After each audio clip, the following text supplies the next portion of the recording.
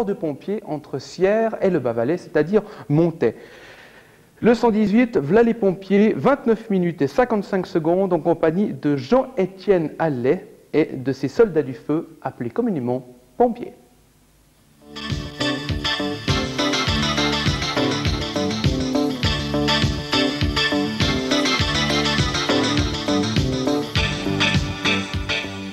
Qui d'entre nous n'a jamais assisté au passage toujours spectaculaire des véhicules du feu?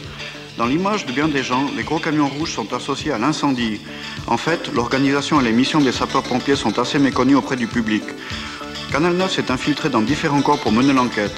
Accrochez-vous, pendant 35 minutes, ça va être tout chousse.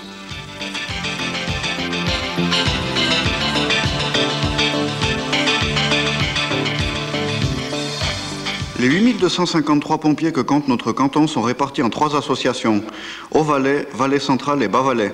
À la tête de chaque association se trouve un président et un chef instructeur. Pour renforcer les 157 corps communaux, différents moyens d'intervention sont répartis dans les centres de secours incendie lourd ou CSIA, les centres légers ou CSIB, ainsi que dans 2 centres de secours incendie chimique ou CSIC. Des cellules renforcées ont en outre été créées, entre autres à Nanda et Ayen, pour appuyer les communes trop éloignées d'un centre de secours incendie A ou B.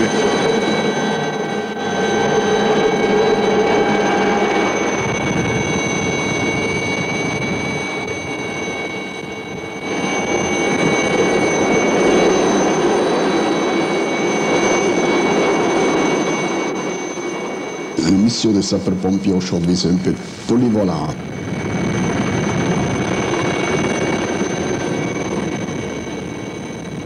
C'est pas seulement le feu. Partout où on a besoin des hommes, on demande les pompiers. Si c'est pour un accident sur une route, si c'est aussi s'il y a quelque chose dans une maison, un ascenseur qui ne joue plus. Il y a des personnes qui sont restées dedans, on cherche les pompiers. C'est un peu un changement. C'est encore environ 20% où les pompiers sortent pour éteindre le feu. Centre de secours incendie A de Sierre. Les CSIA disposent des moyens les plus importants pour les missions de renfort. Alors le centre de secours incendie lourd de Sierre, donc c'est interrégional. Nous avons plusieurs communes, 9 communes au total, qui font partie du service du centre de secours incendie A. Donc ce que nous avons, c'est sur appel de la police municipale, nous devons intervenir dans les 5 minutes qui suivent, que ce soit en désincarcération, en hydrocarbures ou bien si c'est un feu dans une commune. Alors la désincarcération consiste, je dirais tout simplement, pour ne pas aller trop loin, à sortir des gens qui soient blessés ou malheureusement bien souvent décédés d'une voiture, d'un car ou bien d'un camion. La défense contre les hydrocarbures, c'est par exemple l'accident de Finge qu'on a eu tout dernièrement. Et là, malheureusement, nous ne sommes pas équipés à 100%. C'est pour ça que nous avons dû faire intervenir le centre de secours C de Viège. Qu'est-ce qui ressemble le plus à un camion de pompiers? Réponse, un camion de pompiers. En fait, chaque véhicule dispose d'un équipement lui permettant de répondre à des missions bien spécifiques. Pour Canal 9, les pompiers sédunois ont ouvert toutes grandes les portes du local du feu de Plata.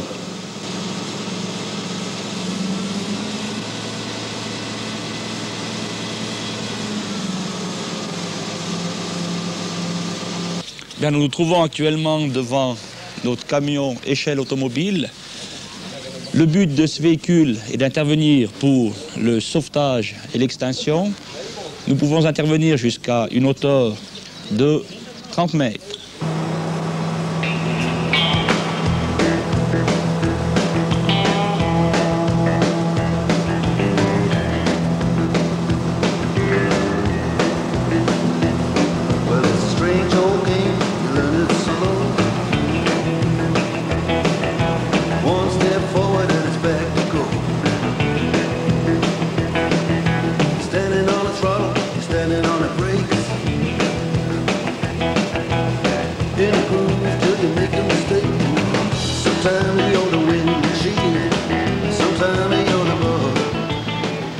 Le tonne-pompe est un véhicule pratique et polyvalent.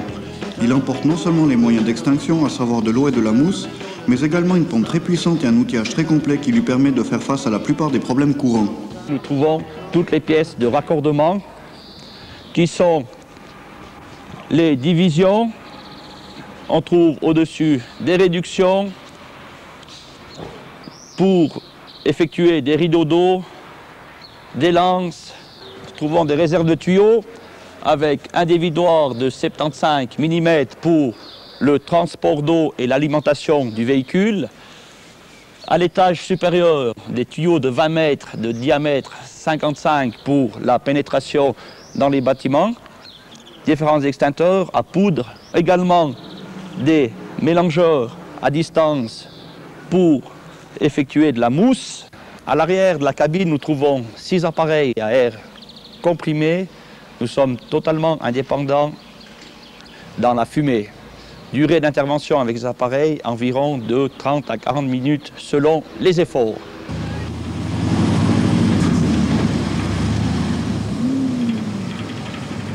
Parmi les véhicules d'extinction du CSIA de Sion, l'on trouve 2 camions Magirus aussi ressemblants et aussi inséparables que les Dupont-Dupont. Le pourvoyeur est un gros réservoir à mousse chargé de ravitailler le tonne-pompe TP3. Ces 2 véhicules, loués par l'armée au CSI de Sion, accomplissent tous les 2 ans un cours de répétition dans leur unité. Bien, nous nous trouvons ici en face du TP2, le premier véhicule tonne-pompe qui a été attribué à la commune de Sion. Sa contenance en eau est de 2400 litres et il est équipé également d'appareils de protection de la respiration et de mousse.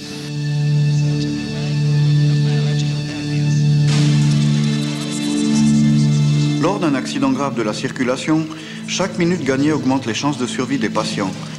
L'année passée, plusieurs CSI ont été dotés du tout nouveau Pi ou Pionnier, fleuron de l'intervention autoroutière.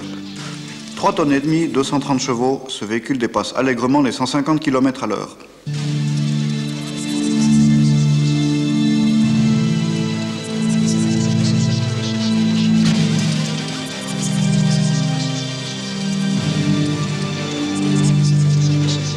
Ce véhicule est doté d'un matériel de sauvetage extrêmement complet, comme par exemple Libervit, outil de désincarcération totalement autonome qui se porte comme un cacolet à la vigne. Des appareils respiratoires permettent d'évoluer en milieu nocif pendant 4 heures. Le véhicule Pi offre encore divers matériels d'intervention routière et des produits chimiques pour récupérer les hydrocarbures. Vous avez le DCH, véhicule de défense contre hydrocarbures. On trouve exactement le même matériel qui se trouve dans le Pi, mais en plus grande quantité.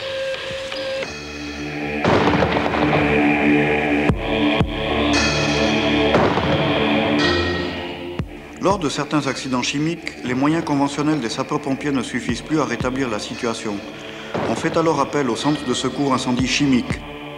Au sein de l'usine Sibagaigi se trouve le centre de secours chimique qui renforce les sapeurs-pompiers en cas d'avarie grave.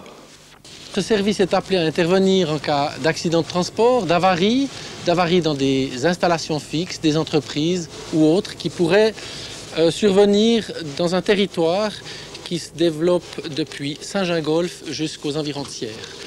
Pour la partie du canton du Valais, au-delà de Sierre, depuis Sierre jusqu'au glacier du Rhône, c'est l'équipe des usines Lonza qui agit pour ce genre de travail. Le CSI chimique, puisqu'il intervient sur des problèmes spécifiques liés à la chimie, il dispose premièrement d'équipements de protection particuliers comme des scaphandres, des tenues lourdes, la protection respiratoire, mais là on ne se distingue pas tellement d'un centre de secours normal. Mais surtout, c'est tout un matériel qui permet de traiter l'avarie, des matériels de colmatage, des matériels de transvasage, des tuyaux qui supportent l'exposition à des substances agressives, ainsi que tout un dispositif permettant de mettre à terre tout le dispositif qu'on met en place. Alors, ici derrière moi, nous avons un véhicule grande puissance. C'est un véhicule Mercedes 2638, 26 tonnes 380 chevaux, équipé d'une pompe à 6000 litres minute, le 6000 litres d'extrait de mousse, 4000 litres d'eau et équipé d'un canon à 2 positions, soit 2000 litres minute ou 4000 litres minute. C'est un véhicule qu'on peut travailler en mixte, donc on peut travailler avec de l'eau et avec de la mousse. Ce véhicule, c'est un véhicule poudre. En fait, c'est un grand extincteur sur roue, donc 3 tonnes de poudre. Et nous savons le moyen de propulsion, c'est des réservoirs d'azote, des cylindres 6 cylindres de 50 litres, avec un canon qui nous libère 40 kg de poudre à la seconde, équipé aussi également de 2 lances rapides à 10 kg seconde chacune. C'est la pièce maîtresse de l'intervention chimique dans l'usine Sivagigi à Monté. C'est un véhicule chimique. Donc là, on trouve tout le matériel pour intervention sur la chimie, soit pour les colmatages, récupération, obturation des canalisations, des égouts et autres, des bacs de récupération. Il est équipé d'une génératrice qui nous permet d'avoir l'électricité sur place. Et c'est un véhicule, un grand magasin, donc nous avons environ 450 articles sur le véhicule. Dès le moment où une substance dangereuse est concernée par un accident de transport, une avarie ou un incendie ou autre, la centrale d'engagement de la police cantonale active le centre de secours C, le CSIC. Et l'alarme parvient à la centrale d'alarme SIBA qui développe ensuite cette alarme auprès de ses intervenants. Je me souviens notamment d'un cas à Sion pour lequel on avait dû intervenir pour une fuite d'ammoniac dans une installation frigorifique. Il y a eu plus récemment aussi un soutien lors de l'événement qui est survenu en gare de Lausanne où des spécialistes de la mesure avaient été dépêchés sur place sur demande express du corps d'intervention de la ville de Lausanne. Bon, il est clair que la chimie présente des dangers, mais de mon point de vue, dès la mesure où les dangers sont identifiés, ils sont gérés. On prend des mesures de prévention pour éviter qu'ils ne s'expriment dans leur phase délétère. Dès lors, ce concept chimie égale danger, je ne m'identifie pas avec d'une façon effective. Et la meilleure preuve, je dirais que je ne m'identifie pas à ce danger, c'est que je ne ferais pas ce que je fais aux pompiers dans une usine chimique si j'avais peur de ce danger.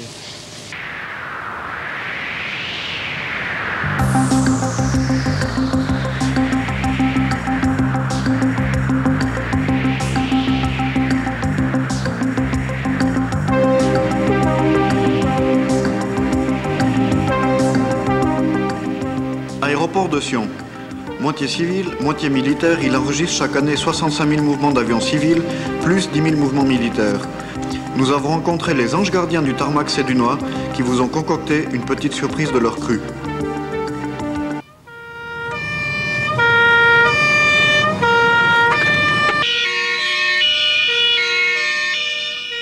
On a simulé un feu d'avion complet. Donc c'était assez important, c'est un petit avion, c'est bien clair, mais disons que ça se passe de la même façon avec un plus grand. Je peux vous dire qu'on a un temps d'intervention qui est très court. On nous donne 180 secondes pour intervenir, mais il nous faut arriver à 120 secondes.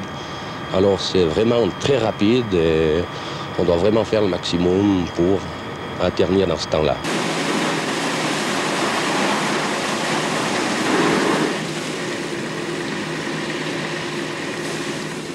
On a toujours des petites lacunes à gauche, à droite, des petits trucs qu'il faut améliorer. Et ça, c'est en drillant une équipe telle qu'on l'a ici, ou en entraînement officiel chaque mois, entraînement individuel donc, et personnel à partir du moment où on a un petit peu de temps, où ça nous le permet de le faire. Et voilà un petit peu ces entraînements comme on a, et on simule des feux de réacteurs, des feux de train d'atterrissage, sauvetage des blessés, tout ça, et pénétration dans l'avion. Vous avez très bien agi. Et messieurs, pour moi, c'est un exercice qui est parfaitement réussi.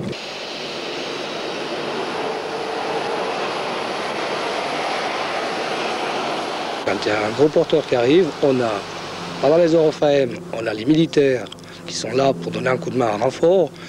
Autrement, en dehors des Eurofaem, on a le piquet de la ville, donc 7 sapeurs-pompiers de la ville qui viennent en renfort, plus un véhicule.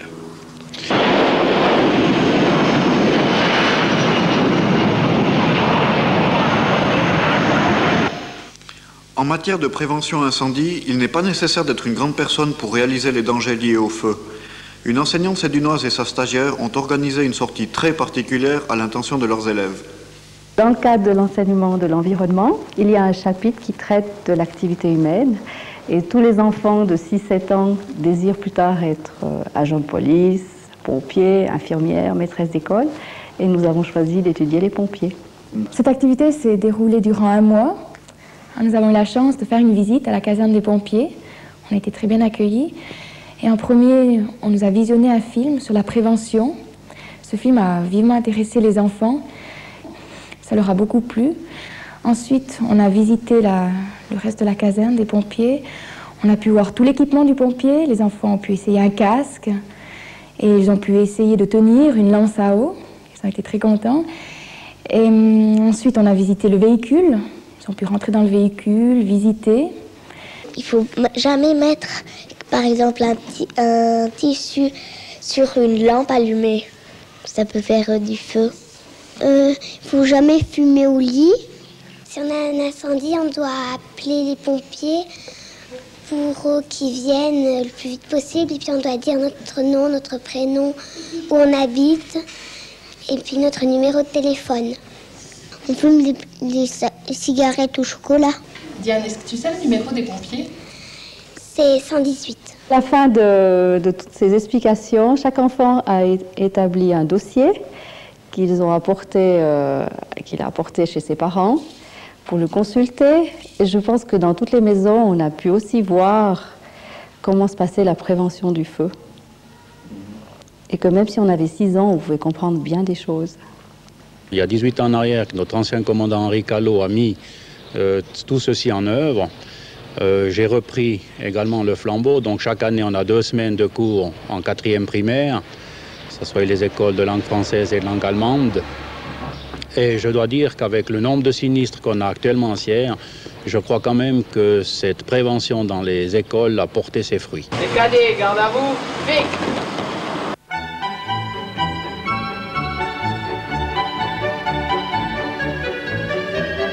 Les exercices qu'on fait avec les cadets, donc il y a la prévention incendie, il y a l'utilisation des extincteurs, il y a le sauvetage personnel, il y a des cours de samaritains. Ils effectuent même en exercice des travaux de désincarcération. Ils utilisent des petites échelles qui sont faites spécialement pour les cadets. Mon papa, il est aussi pompier, et puis mon tonton aussi. Alors j'ai voulu essayer. Tu les as déjà vus à l'action? Tu as déjà vu ton papa en pompier? Oui, dès qu'il partait pour un feu. Je peux faire partie des cadets de la ville de Sion. Donc tous les enfants, je précise bien filles et garçons, depuis la première primaire jusqu'à l'âge de 15 ans, ce n'est pas seulement ouvert aux jeunes de la commune de Sion, mais c'est aussi ouvert aux jeunes dont la commune fait partie du centre de secours incendie de la ville de Sion. On a quelques exceptions, on a même une fille cadet de la commune de Martigny. Les cadets sapeurs-pompiers, c'est un excellent réservoir pour le corps des sapeurs-pompiers.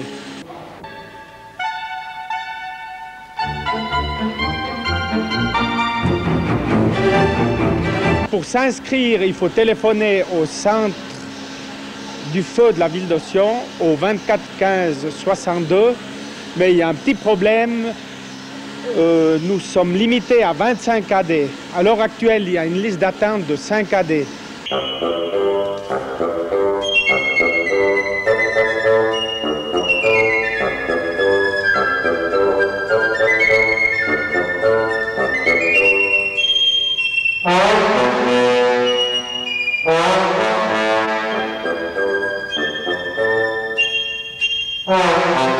Un pompier chez Sibagaygi fait une formation d'à peu près 70 heures par année. 70 heures qui sont des exercices de formation, donc d'instruction comme on dit, et des exercices aussi qui sont des exercices qui se développent dans des conditions proches du réel, c'est-à-dire des exercices d'intervention sur des suppositions qui sont préparées.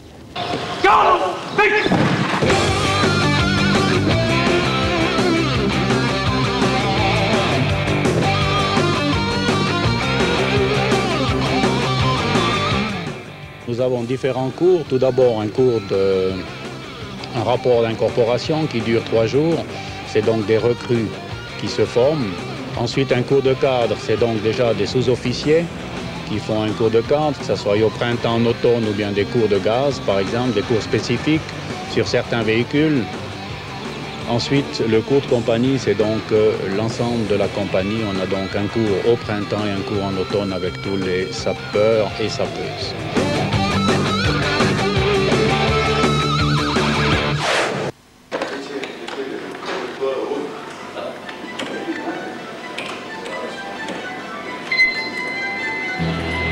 « 1529 de Valère, 1529 de Valère, alarme bleue, voiture en feu, rue de l'Oèche, 34, personne à bord. Merci, terminé. »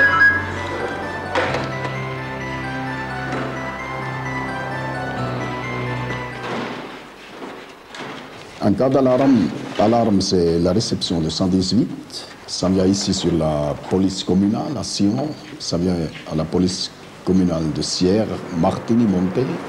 À Haut-Valais, c'est encore chaque centre secours incendie qui recette d'alarme 118. Mais on est en train de regrouper ça aussi, de centraliser ça.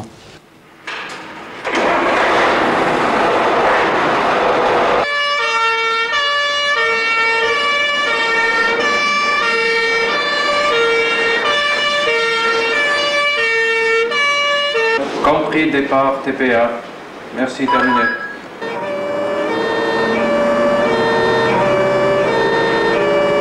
Si l'alarme 118 entre sur le poste de la police, celui qui téléphone, il explique il s'agit de quoi.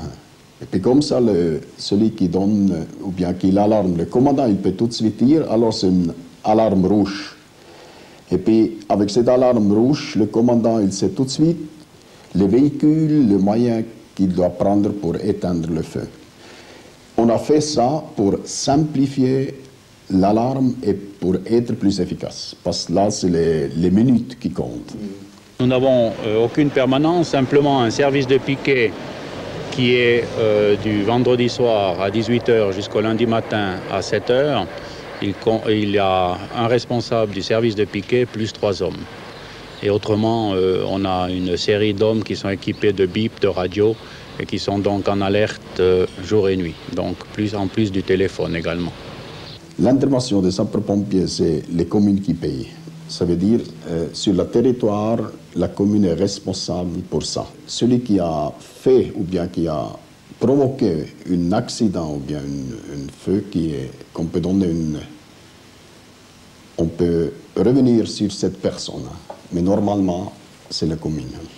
Le service de pompiers est financé par les assurances. Pour 1000 francs, on touche 5 centimes. Ici à Valais, nous avons une somme assurée d'environ 90 milliards. Et puis on touche environ 5 millions. Et puis vous voyez, c'est un tas de choses que nous subventionnons avec cet argent.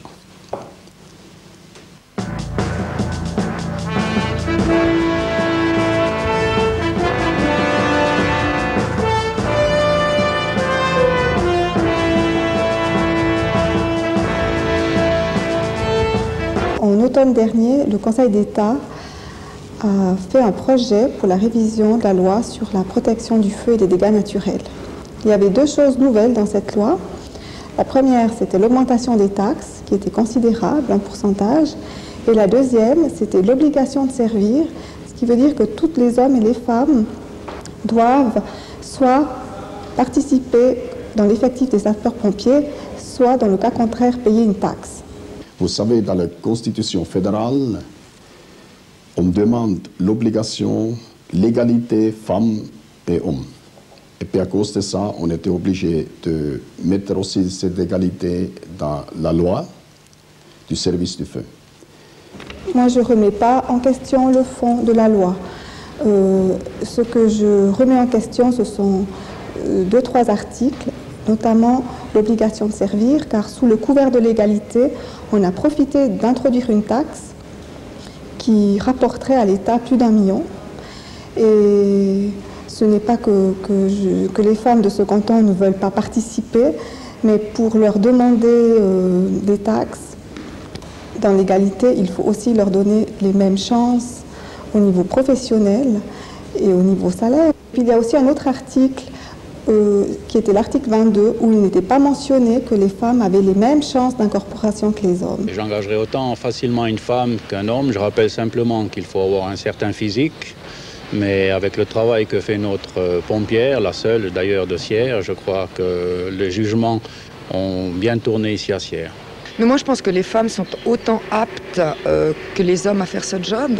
Tout le monde ne pourra peut-être pas le faire parce que je pense qu'il faut avoir des prédispositions, il faut se donner à 100%, il faut aimer ça. Dans notre service d'intervention, on a incorporé l'année dernière trois femmes. 3 femmes qui participent à nos activités d'une façon tout à fait positive, qui tirent même en avant parce qu'elles sont déjà volontaires pour y venir, étant femmes et s'étant introduites dans le service avant que la loi soit votée. Ça fonctionne très bien avec elles puisqu'on les avait d'abord prévues pour des questions de soutien, typiquement dans le véhicule dans lequel on se trouve, donc aide au commandement. Et avec le temps, 2 de ces 3 ont déjà émis le vœu de travailler plus près du front et 2 ont fait une formation de machiniste et travaillent dans cette section. Et je dois dire que l'expérience est très positive puisque ça permet aussi de pondérer un petit peu l'état d'esprit, parfois un peu trop masculin dans la corporation. On a un peu la crainte que dans notre commune montagnarde, on perd les effectifs de corps de sapeurs-pompiers. Pour ça, on est pour l'obligation. Je voudrais aussi préciser qu'il y a déjà de nombreuses femmes qui servent dans les corps de sapeurs-pompiers en Valais, il y en a plus de 150, et que les communes dans lesquelles l'effectif était trop petit ont déjà incorporé ces femmes.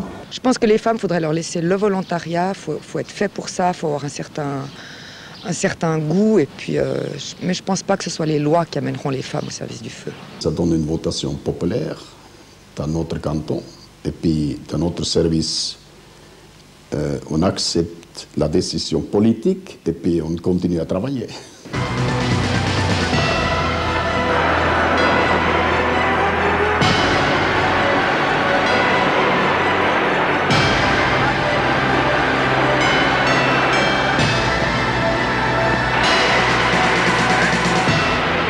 Sur plan suisse, on peut peut-être pas dire qu'on est les meilleurs, mais on est dans une bonne moyenne. Aussi avec la protection civile. La deuxième mission pour la protection civile, l'aide en cas de catastrophe qu'on a fait dans les dernières années ici à Valais, à Brigue, ici aussi dans le Bas-Valais, à Randa, ça a quand même donné une motivation aussi au champ de la protection civile. Mais on peut dire qu'on est sur le bon chemin. Donc là, on peut rassurer sans autre la population en disant que vous êtes prêts à peu près pour n'importe quelle intervention. On est prêt.